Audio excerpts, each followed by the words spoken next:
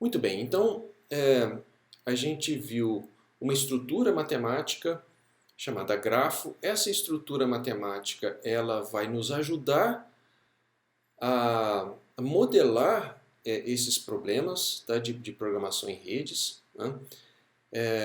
O que a gente viu aqui foi só o básico mesmo do grafo, né, são seus vértices e arestas e os tipos de grafo direcionado e não direcionado. Tem um monte de outras coisas também que não vale a pena mostrar aqui, que a gente não vai usar. Tá? Alguns outros conceitos de grafos a gente vai usar, mas eu vou mostrando à medida que eles forem necessários. Tá? Então, o primeiro tipo de problema que a gente vai ver são os problemas de fluxos em redes. Tá? E o primeiro deles se chama problema de fluxo de custo mínimo. Tá? Então, como o próprio nome indica, eu vou tentar minimizar o custo de um fluxo qualquer, um fluxo de produto, por exemplo. Tá? Aqui eu trouxe um mapinha que vocês vão estar familiarizados. Né? Eu tenho aqui um pedaço de Minas Gerais. Tá? E vamos supor que eu quisesse estudar um problema onde eu tenho algumas cidades desse mapa aqui que me interessam. Tá?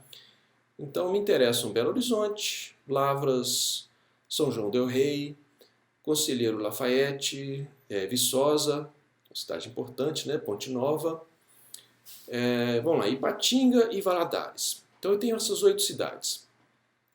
Vejam que esse mapa ele tem várias outras cidades, possivelmente se eu der um zoom aqui, né, vão aparecer outras cidades que estão escondidas, tá certo? Mas o que me interessa aqui nesse estudo são essas 8 cidades, tá? E suas possíveis ligações, as estradas que eu posso usar para chegar de uma para outra. Né? Então vejam que o mapa rodoviário em si, ele não é importante para mim. Tá? O que importa para mim realmente é essa abstração. Tá? E eu vou usar essa estrutura do grafo para me trazer essa abstração e simplificar a visualização do meu problema, simplificar o tratamento do meu problema. Tá? Porque se as estradas elas têm curvas, se passam por rios, etc., para mim aqui não interessa. Tá? O que interessa para mim é o custo de se transportar mercadoria de um lado para o outro, tá? As possíveis ligações que eu tenho e as possíveis entidades. E o resto eu tiro porque é informação que só vai me complicar a vida aqui. Tá? Então eu tenho essas cidades, então está lá o meu grafo, tá? Eu tenho lá cidades listadas e vamos supor que eu tenho aqui em Lavras e São João del Rei, né, fazendas de café. Então eu tenho essas duas cidades que produzem café, tem aqui as capacidades de oferta, ou quanto que elas produzem no máximo, né, por mês ou por dia ou por ano, isso não interessa. São capacidades de oferta que eu tenho. Né? E eu quero levar esse café para determinados consumidores. Então, Ponte Nova, Ipatinga e Valadares compram café dessas fazendas em Lavras e São João del Rei. Tá? E eu tenho lá as demandas. Essas demandas elas têm que ser satisfeitas. Então, o governador Valadares, por exemplo, demanda 330 toneladas ou sacos de café e ele vai comprar isso. Tá? Não vai comprar nem mais e nem menos. Vai comprar exatamente essa quantidade que é o que eles estão pedindo. Tá? E eu tenho aqui também alguns pontos de passagem. São outras cidades, que no caso Belo Horizonte, Viçosa e Conselheiro Lafayette, né? Que são pontos que eu vou passar, né, saindo de Lavras e São João del Rei. Tá? Possivelmente eu tenho outras cidades aqui que talvez não interessem. Né? Muito bem, então esse é o grafo que representa o meu problema. Ele é uma abstração que vai ser usado para simplificar esse meu problema. Né? Muito bem, então eu tenho lá os meus vértices, né, ou os meus nós de oferta, de produção, e eu tenho lá os meus vértices ou nós de demanda, e eu tenho aqueles outros lá. Então eu dou esse nome para eles, né? Eu tenho os nós de oferta, que são os verdinhos, os nós de demanda, que são os azulzinhos ali em cima, e aqueles outros ali eu chamo de nós de transbordo. Tá? Os nós de transbordo vão ser pontos de passagem, simplesmente. Eles não produzem nada, eles não consomem nada, eles são apenas pontos de passagem. Tá? Eu tenho que ter conservação de fluxo ali. Tá? A gente vai ver isso logo mais. Para poder simplificar um pouco aqui a minha modelagem, eu vou transformar esse problema aqui, esse grafo, né, num digrafo, tá certo? Um grafo direcionado. Né? Isso é só para que o modelo não fique muito grande, tá certo? Porque se eu tiver um grafo simples, eu vou poder ter fluxo nos dois sentidos, em todas as arestas, e aí eu vou ter um modelo muito grande. Então, só para fins de simplificação, eu deixei, né, alguns arcos com sentido duplo, né, com mão dupla, e outras com fluxo com sentido simples, único. Tá bom? Então, vamos lá. Eu tenho aqui, em cada um desses arcos, um custo. Tá? Então, o meu custo C58, tá, vai representar o custo de transporte unitário que eu tenho do nó 5 até o nó 8. O que significa o nó 5 ou nó 8? Tá? Não interessa aqui para mim. Né? Nó 5 aqui eu sei que é Viçosa, mas eu estou trabalhando com a abstração. Tá? Então, eu sei que para transportar um saco ou uma tonelada, né, do nó 5 até o nó 8, eu vou gastar R$8. Né? Se eu estiver transportando 10 sacos ou 10 toneladas, depende da minha unidade aqui, eu vou gastar R$80 nesse fluxo, nesse transporte. Tá? Ou nessa estrada, vamos dizer assim, né? Nessa ligação. Então eu tenho aqui os meus dados. Tá? Em cada arco eu vou ter esse custo unitário. Tá? Então tem lá o custo unitário de transporte em cada arco do nó I para o nó J, tá? Para cada par IJ. E o que eu quero saber é exatamente a quantidade.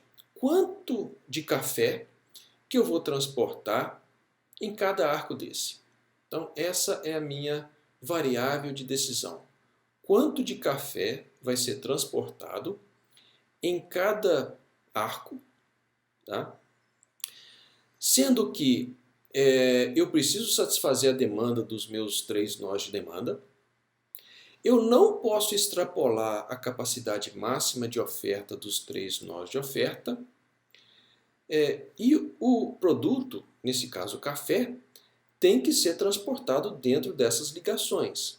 Tá? Eu não posso inventar a ligação. Então eu não posso transportar aqui, por exemplo, café do nó 4 para o nó 6. Tá? Eu não posso fazer isso, porque não existe ligação entre 4 e 6. Tá? Se eu quiser fazer isso, eu tenho que ou subir do 4 para 1 e descer para o 6, ou então descer do 4 para o 5 e subir para o 6. Tá? Mas direto não tem jeito de fazer. Tá? Então, entre cada par de nós I e J, tá, eu vou ter aqui um arco com o meu custo C e J, e eu quero saber quanto que vale o X e J. Tá?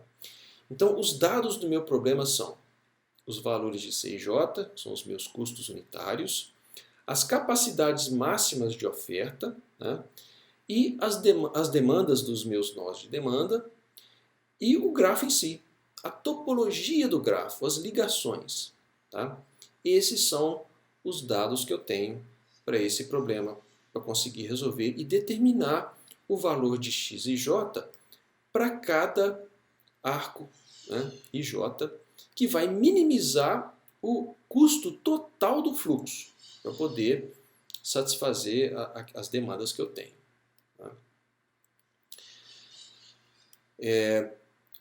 O custo em cada arco, né, como a gente viu, vai ser simplesmente a multiplicação, né, 6j vezes x de j. Então, como eu falei lá, né, do 5 para o 8, se eu estiver transportando uma unidade, se o x de j for 1, o custo vai ser 1. Se o x de j for igual a 100, o custo vai ser 8 vezes 100, 800.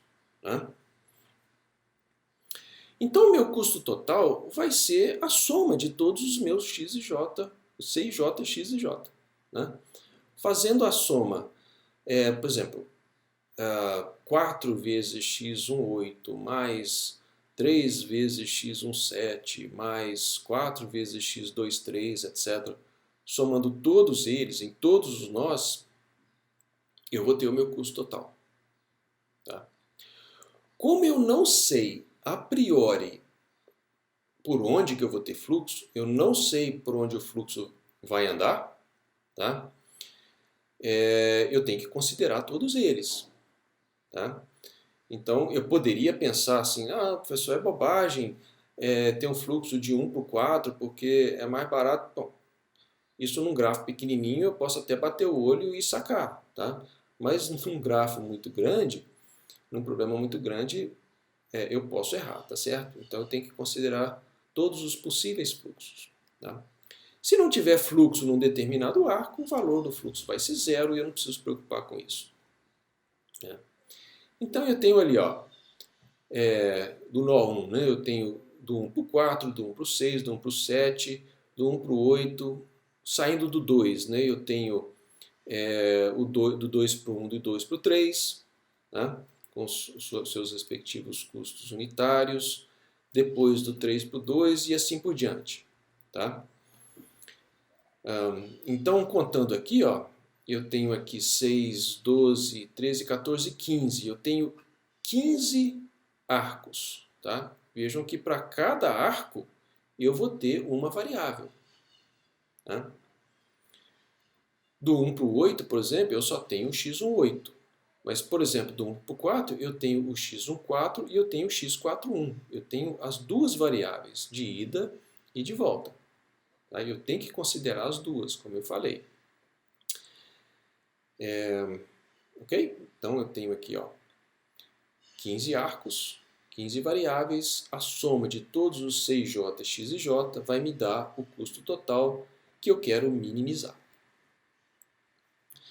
Bom, as restrições, então, eu vou ter restrições para os meus nós de oferta, para os meus nós de demanda e para os meus nós de transbordo. Vamos ver aqui como que funcionam essas restrições. Tá? Os nós de oferta, vamos pegar, por exemplo, o nó 2. Tá? Se eu pegar o fluxo que sai do nó 2, eu tenho do 2 para o 1 e do 2 para o 3. Tá? Então, eu estou pegando todo o fluxo que sai do nó 2, do 2 para o 1 e do 2 para o 3, e essa soma, tá? x21 mais x23, não pode ultrapassar a produção do nó 2, que é 500. Tá? Então, todo fluxo que sai aqui do nó 2 não pode ultrapassar a produção ou a oferta máxima do 2, que é 500. Tá? Mas vejam que eu tenho um fluxo que pode ir do 3 para o 2. Tá? Se eu vou ter esse fluxo ou não, eu não sei, mas ele pode existir. Eu posso ter um fluxo x32. Tá? Se eu tiver esse fluxo do 3 para o 2, ele estaria atuando como se estivesse somando a capacidade de oferta do nó 2. Tá? Então está chegando um determinado fluxo do 3 para o 2. Tá? Esse fluxo que chega no 2 a partir do 3, ele vai se somar ao 500 que já tem lá, que está sendo produzido, e esse fluxo que está lá pode sair. Tá? Isso pode acontecer. Eu posso ter, por exemplo, todo aquele fluxo de 300 do 3, ele pode ir para o 2, então se soma ao 2 eu vou ter uma capacidade ali total de 800 e todos esses 800 vão para o 1, por exemplo. Isso pode acontecer. Tá? Então eu tenho que levar isso em conta. Passando esse x32 para o lado de lá, tá? Eu vou ter isso aqui. Ó. Então, todo o fluxo que sai do nó 2 menos o fluxo que chega em 2 vai ser no máximo igual a 500 unidades. Tá? Eu modelo isso dessa forma. Eu tenho aqueles dois nós de oferta, eu faço isso para esses dois. Tá? Então vejam que para os dois nós de oferta eu tenho o fluxo que sai menos o fluxo que chega é menor ou igual à capacidade de oferta. Para o nó 3 eu estou fazendo a mesma coisa. Todo o fluxo que sai do nó 3, x32 mais x34, menos a soma que entra no 3, aqui só tem um, né, que é x23, é limitado pela capacidade de oferta do 3. Tá? Esses são os dois nós de oferta. Vamos ver os nós de demanda. Tá? Vamos pegar, por exemplo, o nó 7. Tá? Esse nó 7, que é, se não me engano, Ipatinga, ele está com uma demanda de 250. Tá? Então, ele tem que receber 250. Então, vamos lá. Está chegando em Ipatinga x17 mais x67. Esse é o fluxo que está chegando em Ipatinga, tá? Que vem de Belo Horizonte e que sai ali de, acho que Ponte Nova. Né? Está chegando ali no nó 7. Né? A soma desse fluxo, esse total que chega no nó 7, tem que ser igual a 250. Tá? Que é o que Ipatinga está querendo. Bom, mas vejam que eu tenho fluxo que pode sair do 7 também. Vejam que eu tenho ali um fluxo possível, x78. Então é possível que saia fluxo de Ipatinga para Governador Valadares. Esse fluxo que sai do nó 7 para o nó 8, ele vai atuar como se estivesse somando a demanda do nó 7. Tá certo? Então, o que eu tenho que dizer é o seguinte, olha, a quantidade de fluxo que chega em Ipatinga tem que ser o suficiente para suprir a demanda de Ipatinga mais um fluxo qualquer que sai de lá. Tá? A demanda que chega no nó 7 tem que ser o suficiente para suprir a demanda daquele nó e mais um fluxo qualquer, ou a soma de todo o fluxo, que sai daquele nó também. Tá? Se eu jogar a variável para o lado esquerdo, eu vou ter isso aqui então. Fluxo que chega em 7 menos o fluxo que sai de 7 tem que ser igual à demanda de 7. Tá? Eu tenho ali 3 nós de demanda, tá? Então vamos colocar as 3 ali. Então nas 3 eu tenho nó de demanda 6, o fluxo que chega em 6 menos o fluxo que sai de 6 é igual à demanda de 6. Do 7 a gente viu, do 8 a mesma coisa, só que do 8 não sai fluxo nenhum, tá vendo? Não tem arco nenhum saindo de 8, então eu tenho só o fluxo que chega em 8 tem que ser igual a 330. Tá? Então eu vi aqui os nós de oferta, os nós de demanda, faltam os nós de transbordo. Tá? Os nós de transbordo são muito simples. Eu tenho que ter conservação direta de fluxo. Por exemplo, no nó 4. O que sai do 4 tem que ser igual ao que chega no 4. Ou vice-versa. Tá? Então todo o fluxo que sai daquele nó tem que ser o fluxo que entra no nó. Tá? Eu tenho que ter conservação do fluxo, porque aquele nó não vai nem produzir nem consumir. Então, passando tudo para o lado esquerdo, eu tenho ali fluxo que sai de 4 menos o fluxo que chega em 4 tem que ser igual a 0. Tá? Isso para todos os nós de transbordo. Então, para todo nó de transbordo, o fluxo que sai tem que ser igual ao fluxo que chega. Ou o fluxo que sai menos o fluxo que chega tem que ser igual a 0. Tá?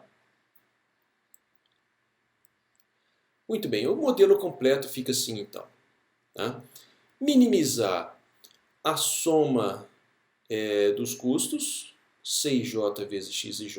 Então vejam que aqui em cima, na função objetivo, eu estou fazendo essa multiplicação, né, dos custos, porque isso aqui é um custo, tá certo? Isso aqui é um custo. Então esse F é dinheiro. Tá? Aqui embaixo, nas restrições, a unidade é quantidade. Então a função objetiva é dinheiro, as restrições são quantidade. Cuidado, não pode multiplicar os custos aqui embaixo, porque senão você transforma isso aqui embaixo em custo e não pode, eu estou lidando com quantidade aqui. Tá? Então eu tenho ali os meus dois nós de oferta, eu tenho ali os meus dois nós de demanda, tá? São os nós 6, 7 e 8, e eu tenho os nós de transbordo. Tá? E eu uso aqueles conjuntos ali para poder diferenciar isso. Então, o conjunto S, S de source, tá, gente? De fonte, né? Que é o que normalmente os livros usam. Né? Então, os nós de oferta, o nós fonte, né? Os nós de demanda e os nós de transbordo. São aqueles ali. Eu tenho então uma variável para cada arco ou aresta, e eu tenho uma restrição para cada nó ou vértice. Então, em todos os problemas de fluxo que a gente for ver aqui, a gente vai ter exatamente isso. Tá? Uma variável para cada arco e uma restrição para cada nó ou para cada vértice. Tá? Então, isso vai ser uma característica bem comum. Então, se eu tenho um grafo muito grande, um mapa muito grande, esse modelo vai ficar bastante grande, tá certo?